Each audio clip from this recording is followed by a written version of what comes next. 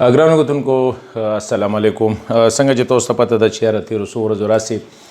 امریکې اعلی چارواکي چې کوم دي هغه د پاکستان په دوره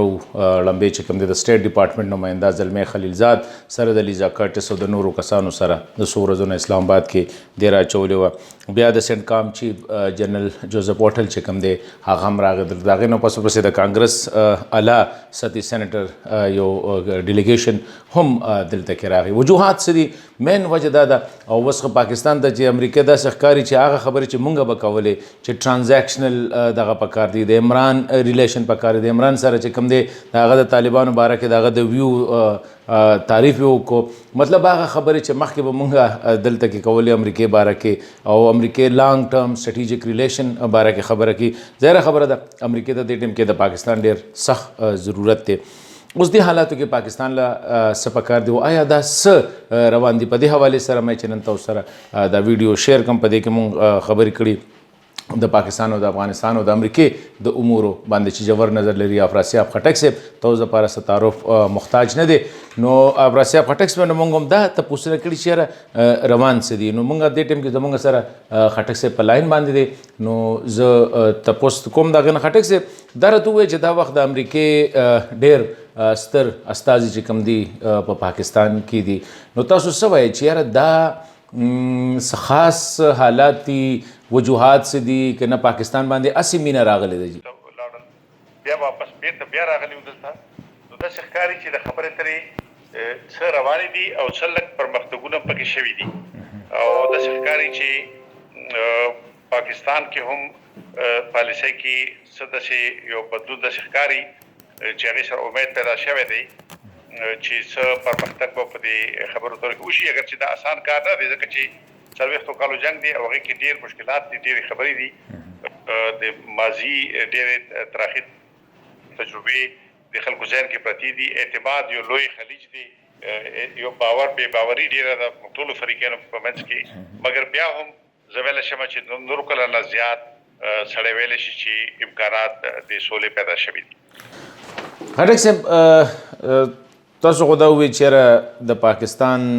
په پالیسۍ کې بدلون ښکاري، خو سمال دا دی چې د پاکستان او د امریکې ترمنځ د تېرو څو میاشتو راسې ډېره زیاته بد اعتمادۍ فضا وه. تاسو ته پته وه د ډونالډ ټرمپ ټویټ شو یا د کولیشن سپورټ فنډ حوالې سره، بیا د عمران خان کاونټر ټویټ شو. نو تاسو ګڼئ چې یاره پاکستان به دغه کوم مسټرسټ چې کوم دی د دواړو ترمنځ دومره زر به دې ته راضي شي چې د امریکې سره په دې افغانستان د امن پروسه کې چې کوم دی بس سترګې پټې کړي او امریکا څه غواړي هم دغه شانتې به ورسره چې کوم دی کومک وکړي؟ عرض دا دی چې ټرمپ صدارت داسې دی چې په هغې کې باور خبرې کول خو مشکله خبره ده. خپله امریکې کې دننه هم هغوی مختلفې ادارې یو بل سره په مشکلاتو کې ګیر دي. مګر عمومي توګه باندې چې کومه خبره ده په هغې زه ویلی شمه چې خبره دا ده چې سړی په امریکې باندې مکمل اعتماد کوي. اصل خبره دا ده زما په خیال کې چې اصل فریقین چې هغه پاکستان او افغانستان دي، که دوی خپلو کې یو باور پیدا کړي، دوی رښتیا یو بل ته لاس ورکړي، نو د امریکې رول خو یقینا بیا به هم وي. خو دا ده چې زما په خیال کې اصلي خبره به دای او هغې دپاره دا ډېره اهمه خبره ده چې افغانانو دا باور پیدا شي او بیا نور شته. په دې کې چین نوی لوبغاړی دی خو ډېر اهم لوبغاړی دی ځکه چې دواړو ملکونو سره اعتماد شته. بل لوبغاړی به زه یاد کړم ډېر اهم ترکي دی. ترکیې خلک هم ځي راځي، هغوی ډېر تشهیر نه کېږي. زما په خیال کې پر دې شاته هغوی هم مهم نقش لوبولی دی او داسې ښکاري چې ډاکټر صاحب اشرف غني د افغانستان رئیس جمهور ټلیفون وکړو عمران خان ته او دوی وایي چې دوی کابل ته ځي. نو دا داسې ښکاري چې دا سلسله روانه ده او په وخت ځي. خټک صاحب ستاسو یو اهم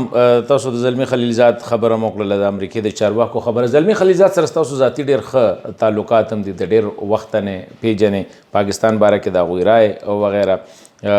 حوالې سره. تاسو څه ګڼئ چې یاره امریکا واقعي سیریس ته ځکه چې ما څومره د هغه خلکو سره څوک چې طالبانو سره کینی پاس یا رابطه کې دي هغوی وایي چې طالبان وایي چې امریکا وسم د زلمې خلیزات دومره با اختیار نه دی دوی وایي یو څه او کوي بل څه دوی چې موږ سره څه اګریمنټ په شي باندې اګري شي نو په سبا باندې د هغې نه بیا چې کوم دی هغه خبره بیا د دوی نه وي زما خیال دا دی چې زلمې خلیزات صاحب خو ډېر تجربه کار سفارتکار دی او دا ویل چې هغه فرض کړه د دلته کې ځینې خلکو وایي چې هغه د پاکستان خلاف دی پاکستان خو ولې هغه خلاف وي البته پاکستان د دغې پالیسیو خلاف و چې مثلا په افغانستان باندې د یو پارټي یا د بلې پارټي حکومت تپل لکه چې طالبانو یا پخوا حزب اسلامي وه نو دغې سیاستونو باندې هغه تنقید کولو خو هغه یو ماهر او معقول سفارتکار دی عقل دلیل لري او لوی تجربه ده نو باید یقین دي چې هغه حقیقتونه چې کوم دي هغه به پیژني مني به نو هغه په زما په خیال کې خبره ته کافي کوشش کړی دی چې ټولو فریقینو سره داسې خبرې وکړي چې هغه د منلو وړي البته د پالیسي خو ټوله پالیسي خو زلمې خلیلزاد صاحب نه جوړوي پالیسي خو د ټرمپ حکومت جوړوي هلته کې ډېرې طاقتورې ادارې دي کانګرس دی د هغوی دفاع محکمې دي د هغوی د جاسوسۍ محکمې دي دا ټول لوبغاړي دي په دې کې مګر خلیلزاد صاحب په هغې باندې اول درآمد دپاره راځي دلته نو یقینا چې هغه د خپل مملکت یا امریکې د پالیسیو نه انحراف نه شي کولی خو دومره ده چې زما په یقین کې هغه د خبرو لپاره مناسب سړی دی ځکه چې اوله خبره خو دا ده چې مثلا افغانستان کې خو څوک دا نه وایي چې دې دپاره راغلی دی چې افغانستان کې څه درغلي وکړي څه چل وکړي نو کم از کم دا خپله یو اډوانټیج دی یو مطلب مناسبه خبره ده او پاکستان سره چې څو ورځې خبرې وکړې ملاقاتونه وکړو زما خیال کې دلته کې هغه او د پاکستان دی چې کوم حکومت دی سیول حکومت دی یا چې کوم فوجي خلک چې دې سره سروکار لري هغې سره هم هغه یو مفاهمت پیدا کړو زما په خیال کې دا مثبته خبره ده او زما یقین دی چې هغه خبرې کې البته دا ده چې طالبانو دپاره خو دا ده چې طالبانو چې کوم اوسنی موقف دی دا ډېر یعنې غلط موقف دی او دی باید جدي باندې سوچ وکړي ځکه چې دا ویل چې موږ خبرې کوو پښتو کې وایي چې نه زه په شا ودې کوم چې نه خورې نو څه به دې کوم خبرې نه کول چې دي که نه جي دا خو ډېره نامعقوله خبره ده بل دا ده چې دی باید په دې خبره پوه شي چې اوس هغه افغانستان نه دی چې هغه باندې طالبان دغسې بادشاهي کولی شي دوی که غواړي چې هغلته کې یو نقش ولوبوي نو پکار نه ده چې سیاست لارې تراشي د جنگ لارې پرېږدي او سیاست لارې تراشي او که د افغانستان خلکو باندې باور کولو بیا هر چا لپاره قابل قبول دي ځکه چې فیصله په افغانستان خلک په کار ده چې وکړي که نه او ګوره افغان حکومت که بانې غوښتې هغې به ویلي چې یاره د طالبانو مشران ټول مر پاکستان کې ناست دي او دوی په موږ باندې الزامونه لګوي چې موږ د بار ملکونو ایجنټان یو نو موږ دوی سره خبرې نه کوو څوک چې د افغانستان ته راغلي دي مثلا هغې ویلی شو که اړه یې نیولې هغې هم کولی شو که خو هغې دا ونه وی ځکه چې هغې خبره حل کول غواړي او خبره باید حل شي او خبرو ته باید دا بانې جوړې نه کړی شي دا 40 کاله جنګ ډېرو هم افغانستان کې هم دلته هم افغانستان کې خلک تر پوزې دي څوک چې جنګ جاري ساتي ما یقین دی چې د افغان ولس د نفرت ښکار وایي که هغه هر څوک هر فریق کوي نو لهذا ټولو فریقینو ته پکار دي چې هغوی په واضح ذهن سره خبرې وکړي او پاکستان کې هم دا خبره ده چې دلته یو احساس پیدا شوی دی چې پخواني سیاستونه غلط وو او هغې خپله پاکستان ته ډېر تاوان رسولی دی او هغلته کې که انتها پسندي خدای مکه که افغانستان کې بیا جړې پیدا کړي نو خپله پاکستان دپاره به هم ډېر مشکل شي تاسو فکر وکړئ چې که خدای مکه په خوست کې په پکتیکا کې دغسې انتها پسندي چې ده هغه حاکمه شي نو دلته زموږ وزیرستان زموږ قبایلي سیمو کې د دې مخه څوک نیسي پخوا تجربه زموږ مخکې ده تر کراچۍ پورې خبره رسېدلې وې لهذا پاکستان کې دا احساس پیدا شوی دی چې هغه سیاستونه سم نه نو او داسې ښکاري چې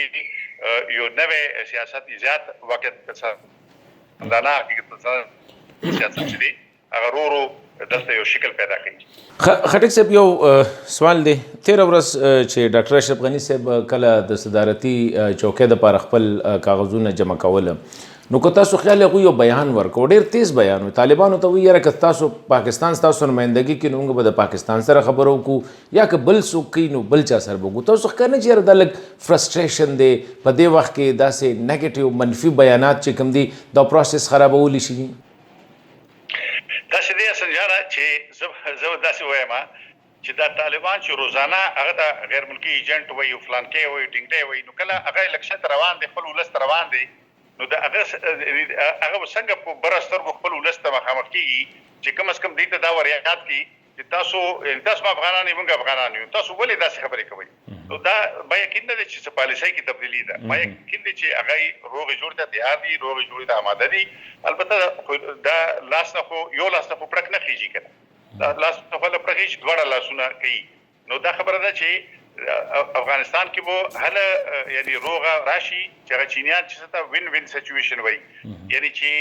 ټول د ګټي خبره وشي دا د کې دا یعنی یو کس کوي چې ما ګټه وکړه ما فتح وکړه او بل فریق شکست خوړو څو پورې چې دا تاثیر څوک ورکړي نو الته کې روغه جوړه بیا نشي کېدای ځکه چې تاسو معلومه ده چې افغان پښتون یا افغانستان ولس ټول خلک داسې خلک نه دي چې هغه تلوي امپایرونو شکستونه دي ورکړي یا منل نه دي هغه شکست کا فرق چا وتونه نیولم دي هغه دا منل نه نو دا کوشش نه دي پکار چې یو پوینټ سکورینګ وکړو یا یو بل باندې صرف پړاو ورواړو نو زما خیال دی چې ټول فریقانو ته احتیاط پکار دی ارزه بخیرنه پښتون تاسو نه ذاتی څومره پورې تاسو د دې پروسس نه چې کوم یې خوشبینه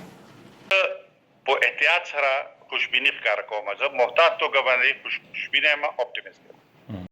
خټک صاحب ثانک یو ویری مچ اګران کوتونکو دا او اپراسیا خټک صاحب خبره چې هغه کوم کول لام دادا چې یو خو د پاکستان پالیسي کې تبدیلی راغله امریکا هم غواړي چې دا مسله حل شي افغان ګورنمنت هم غواړي طالب هم تقریبا ناغله د سنه سحاده پورې د دغه کې بنیادی خبره چې هغه وکړه غدا ده